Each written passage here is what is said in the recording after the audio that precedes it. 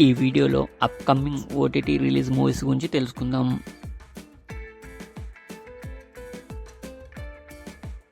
Constable కనకం త్వరలో ఈటీవీలో streaming అవుతుంది.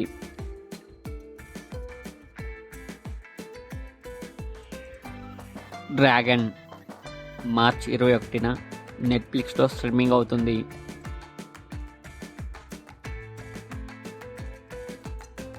సలార్ మార్చ్ 21న ఈ మూవీ రిలీజ్ అవుతుంది. దేవా మార్చ్ 27న నెట్ఫ్లిక్స్లో స్ట్రీమింగ్ అవుతుంది. మజాకా ఏప్రిల్ 17న జీ5లో స్ట్రీమింగ్ అవుతుంది. స్క్విడ్ గేమ్ 3 జూన్ 27న నెట్ఫ్లిక్స్లో స్ట్రీమింగ్ అవుతుంది.